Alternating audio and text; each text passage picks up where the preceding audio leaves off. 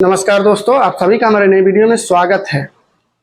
दोस्तों, आप लोगों से एक सवाल है कि जब एक बच्चा जन्म लेता है तो सादा कोरा कागज की तरह होता है। उसका जो सॉफ्टवेयर होता है ना, वो पूरा का पूरा क्लीन होता है, इतना सफा होता है कि उसमें कुछ भी नहीं लिखा होता है। लेकिन एक बच्चे की जिंदगी झंड सबसे ज्यादा उसके घर में ही होता है। अक्सर करके उसकी जिंदगी अक्सर ज्यादातर घर में ही होता है, क्योंकि उसके सॉफ्टवेयर में छेड़खानी करने वाले हमारे अपने ही परिवार के होते हैं, कोई दूसरा आके नहीं करता है। हमारे मम्मी पापा, हमारे रिश्तेदार, हमारे कॉलेज में, स्कूलों में अक्सर करके छेड़खानी होता है, जिसके वो हमेशा धैर्य रखे। कभी कभी अपने जीवन में कुछ अच्छा पाने के लिए सबसे बुरे दौर से गुजरना पड़ता है। और जो इंसान अपने बुरे दौर से गुजर जाता है ना, वही इंसान अपने जीवन में कुछ बड़ी अचीव करता है। आपका जो बुरा समय है ना, ये बुरा समय आपको आपके कैरियर को बनाने के लिए ही आता है। हम अक्सर एक देख के घबरा जाते हैं। जब हमारा बुरा समय आता है, अक्सर करके हम घबरा जाते हैं और उसमें गलत डिसीजन ले लेते हैं, जिसकी वजह से अक्सर हम अपने लाइफ में फेल हो जाते हैं। फेल होने का सबसे मेन कारण है कि हम भरोसा तो हमें सब पे करते हैं, भरोसा हम सब पे करते हैं, लेकिन कुछ लोग ऐसे होते हैं जो हमें हमारे मंजिल तक ले जाने का हौसला देते हैं। लेकिन कुछ लोग होते हैं जिन पे हम भरोसा तो पूरा आंख बंद करके करते हैं, अक्सर करके वो बीच रास्ते में भी सुख का कारण बनिए, भागीदारी नहीं। किसी के दुख का भागीदारी बनिए, कारण नहीं। मेरे दोस्त, अगर आपको अपने जीवन में कुछ बड़ी अचीवमेंट करना है तो किसी के भी, अपना परिवार हो, अपना रिलेशनशिप हो, या अपना कोई भी हो, या फिर कोई पराया ही हो, अगर उस इंसान का आप मदद नहीं कर सकते हैं तो आप उसके दुख का कारण कभी ना बने। एक बात हमेशा याद रखें कि अगर आप अपने आसपास के लोगों को दुख देने के बारे में सोच रहे हैं तो कहीं न कहीं ईश्वर आपको उनसे ज्यादा देने का प्रयास करेगा। उम्मीद और भरोसा कभी गलत नहीं होते, लेकिन यह भी जरूरी है कि उम्मीद और भरोसा हम किस पे और कितना रख रहे हैं, ये सबसे ज्यादा जरूरी है। उम्मीद और भरोसा हमें उतना ही रखना है जिससे सामने वाले को भी तकलीफ ना हो और आपको भी तकलीफ ना हो। अब इतना ज्यादा भरोसा नहीं कर लेना है कि उसके बगैर हमारा काम ना चले, और इतना ज्यादा उसके ऊपर डिपेंड होकर काम नहीं करना है कि वो अगर कह दे कि मैं नहीं जाऊंगा तो आप हार मान के बैठ जाओ। सफर का मजा लेना है तो ओजन अपने साथ कम रखिए। अगर जिंदगी का मजा लेना है, सामान थोड़ा कम रखिए, क्योंकि मेरे दोस्त, ओजन अगर आपके साथ कम रहेगा तो आप थोड़ा फास्ट चल सकते हैं। लेकिन अगर आपके पास ओजन ज्यादा रहेगा तो जायज सा बात है, अगर एक पहाड़ी पे आपको चढ़ना है तो चढ़ नहीं पाएंगे, क्योंकि ऊंचाई पे चढ़ने के लिए हल्का होना जरूरी है। एक चीज को आपको एक एग्जांपल से समझाता हूं। एक प्लेन को जब टेक ऑफ करना होता है तो आप कहीं भी एयरपोर्ट पे गए होंगे तो आप देखे होंगे कि हर एक इंसान का लगेज चेक होता है, ओजन चेक होता है। उतना ही लिमिट से उनके पास लगेज रहता है कि जितने से फ्लाइट में कोई दिक्कत ना हो। क्यों होता है? क्योंकि उसको ऊंचाई पे जाना होता है, जिसकी वजह से वो अपना उतना ही वजन लेके चलता है जितना उसके जरूरी है, जितना वो लेके आसमान में उड़ सके। एक रॉकेट के देखे होंगे, जब रॉकेट जमीन से उड़ता है तो आधे आसमान में जाने के बाद वो भी अपना पार्ट अलग कर देता है, वो भी हल्का होता है। क्योंकि हल्का अगर रहेगा तो ऊंचाइयों को छू सकता है, लेकिन हल्का अगर नहीं रहेगा तो आसमान में जाने के लिए उसको बहुत ज्यादा पावर लगाना पड़ेगा, बहुत ज्यादा शक्ति लगाना पड़ेगा। उसी तरह से हमारे जीवन में भी मेरे दोस्त, अगर आपको ज्यादा ऊंचाइयों तक जाना है, ज्यादा लंबे छलांग लगाने हैं, तो आप ये सोच के चलो कि आपको अपने आप को हल्का करके चलना पड़ेगा। जितना ज्यादा आप हल्के रहोगे उतने ऊंचाइयों तक आप जा सकते हो। जितने ज्यादा आपके अरमान कम रहेंगे उतने ज्यादा आप अपने अरमान के ऊपर फोकस कर पाओगे और अपने अरमान के ऊपर काम कर पाओगे। अब मान के चलो आपको एक घर बनाना है, बाइक लेना है, 4 व्हीलर लेना है, बच्चे को स्कूल में एडमिशन कराना है, और भी सारी चीजें, ये सारी चीजें कराना है। आपको अपने ऑफिस में सबसे बेस्ट एम्प्लॉय बन के दिखाना है। अब इतने सारे अरमान आपके हैं, लेकिन आप सोच के देखो, इतने सारे अरमानों के साथ में आप काम करोगे तो क्या आप काम कर पाओगे? नहीं। कहीं न कहीं मेरे दोस्त आपको हल्का होना जरूरी है। आपको एक डिसीजन लेना है कि आपका जो गोल है उसको आप कौन से गोल को पहले पूरा करना चाहेंगे? गाड़ी खरीदने का, या फिर बेस्ट एम्प्लॉय बनने का, या फिर आपको घर बनाने का, या फिर पहले बच्चे का एडमिशन कराने का? किसी न किसी एक गोल को आपको डिसाइड करना है और उसको पूरा करने के बाद आपको फिर दूसरे गोल के ऊपर काम करना है। क्योंकि मेरे दोस्त, जितना कम अरमान आपके साथ रहेंगे उतना ज्यादा जल्दी अपने गोल को आप पूरा कर पाएंगे। क्योंकि आपका गोल पूरा करने के लिए आपका फोकस एक ही पे रहेगा। अब 10 पे आप अगर फोकस करोगे तो क्या लगता है एक भी पूरा हो पाएगा? नहीं हो पाएगा। जिसकी वजह से अक्सर लोग फेल हो जाते हैं। फेल होने का सबसे बड़ा रीजन यही है कि एक साथ में 10 गोल बना लेंगे और 10 गोल के साथ में काम करेंगे। अब आप सोच के देखो, 10 गोल के साथ काम करने से आप सक्सेस हो जाओगे, या फिर एक गोल के ऊपर काम करोगे तो वो जल्दी पूरा हो जाएगा।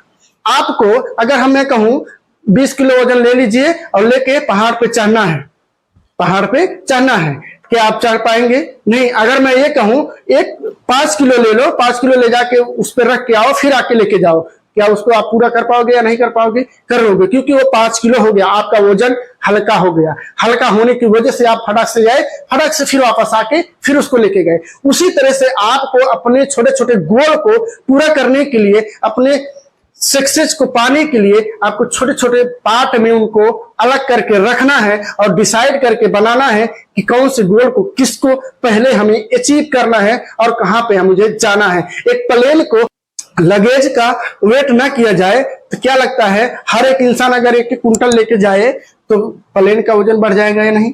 तो उसको उड़ने के लिए अपने आप को हल्का करना पड़ता है। सबका लगेज एक समान कर देता है ताकि किसी का भी कम बेसी ना हो, और सबका सामान जाए और साथ में सबको लेके जाता है। कहीं ना कहीं उसको भी ये भी पता है कि अगर मैं हल्का नहीं हो पाऊंगा तो अब मैं उड़ नहीं पाऊंगा, टेक ऑफ नहीं कर सकता हूं। आपको भी अपने जीवन में ऊंचाइयों तक जाना है मेरे दोस्त, तो आपको भी हल्का होके चलना पड़ेगा।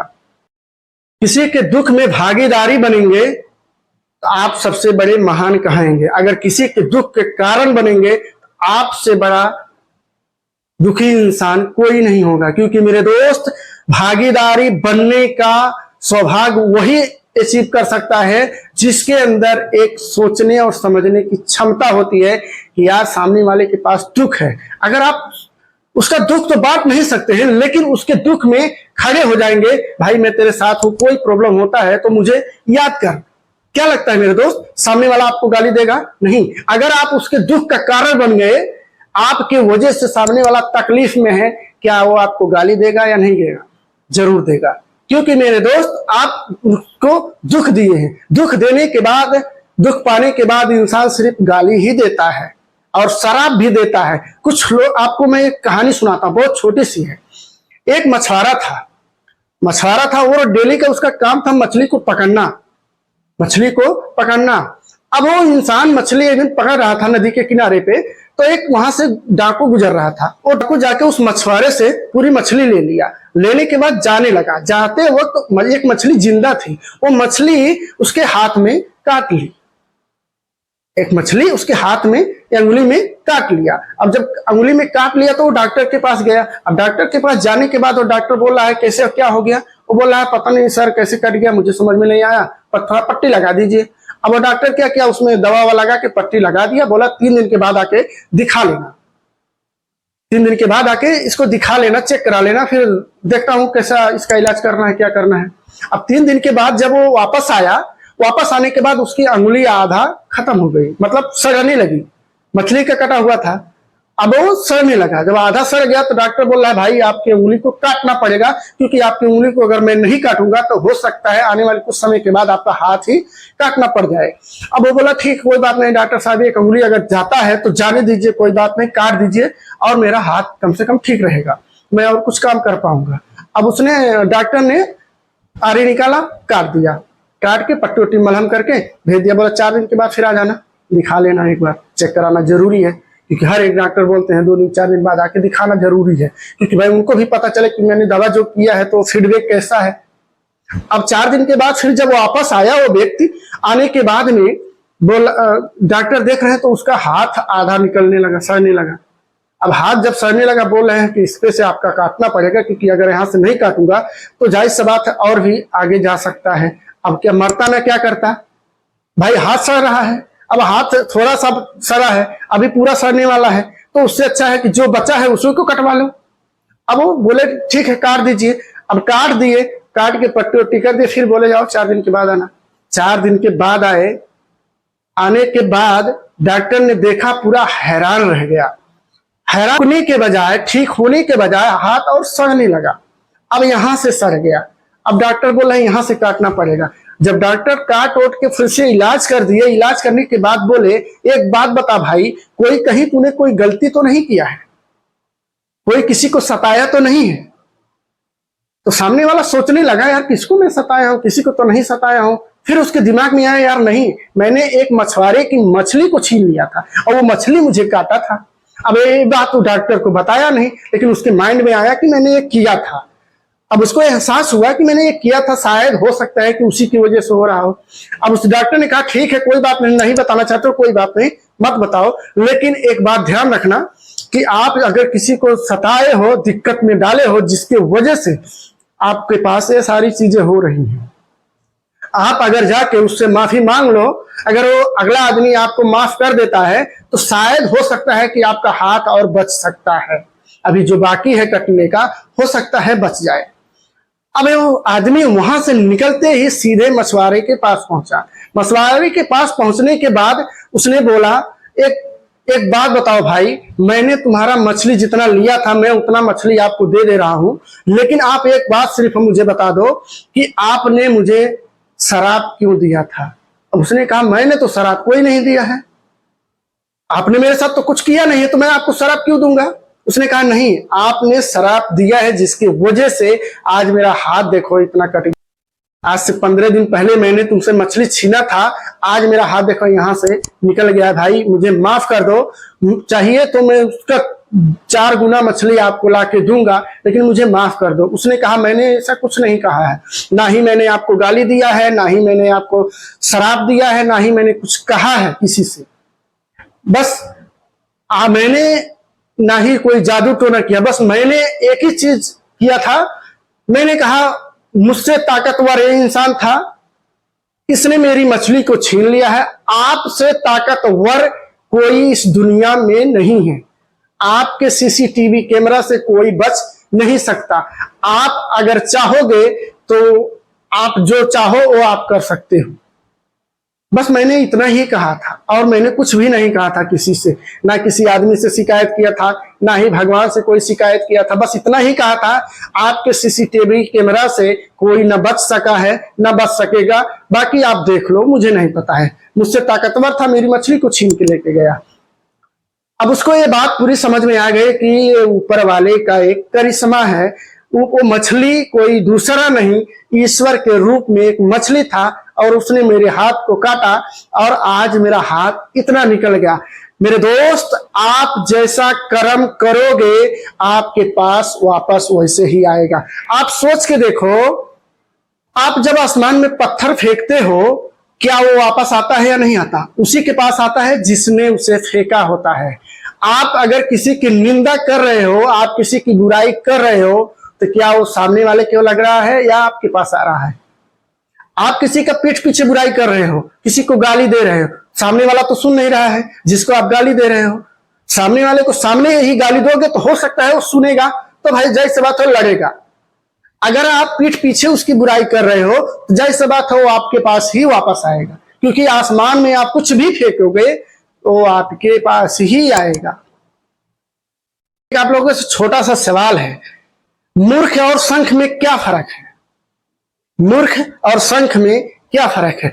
शंख को फूंकते हैं तब वो बजता है, लेकिन मूर्ख इंसान को कितना भी बोल लो लेकिन वो तो भी नहीं बजता है, बजेगा बहुत कम बजता है। दोनों में कोई ज्यादा अंतर नहीं है। उसी तरह से आप अगर अपने आप को ये समझते हो कि यार ये मैं कामयाब हो गया, मैं सक्सेस हो गया हूं, सामने वाला कितना भी वो हो, मुझसे क्या मतलब है। ये आपकी सबसे बड़ी गलती है मेरे दोस्त।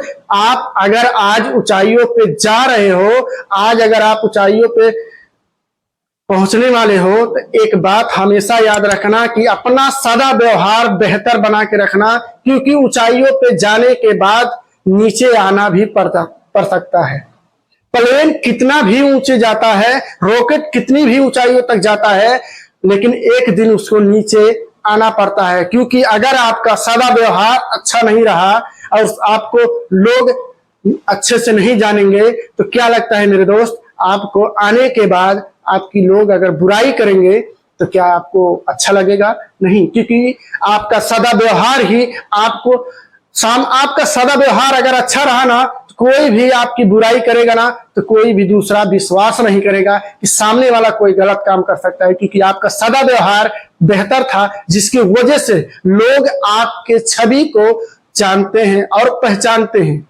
अपनी पहचान इस तरह से बनाओ कि लोग आपके रहने और ना रहने पर भी आपका कभी बुराई ना करें और आपके अच्छाइयों का पुल बांधते रहे। क्योंकि मेरे दोस्त, अपना छाप छोड़ना एक ऐसा कला है जो हर एक इंसान के पास होता तो है, लेकिन उस कला को पहचान नहीं पाते हैं, जिसके वजह से अक्सर लोग अपनी सक्सेस में नाकामयाब हो जाते हैं। सक्सेस के लिए काम तो करते हैं, लेकिन अक्सर नाकामयाब होने का सबसे बड़ा रीजन ये है कि अपना सदा व्यवहार कामयाबी के टाइम में बुरा कर लेते हैं। क्योंकि आप जब कामयाबी के रास्ते पर निकलते हो, आप कामयाबी के शिखर पे पहुंचने वाले होते हो, उस समय आपका एटीट्यूड बदल जाता है, जिसके वजह से आपका सदा व्यवहार अच्छा नहीं रहता है। और उसके वजह से आप जब नीचे आओगे ना, कि अगर वीडियो पे नए होंगे, चैनल पे नए होंगे, तो चैनल को सब्सक्राइब करके बेल आइकन जरूर दबा लीजिएगा, ताकि कोई अगली वीडियो आपको मिस ना हो। मिलता हूं किसी अगले वीडियो में, तब तक के लिए अपना अपने परिवार का पूरा ध्यान रखिए। Thank you.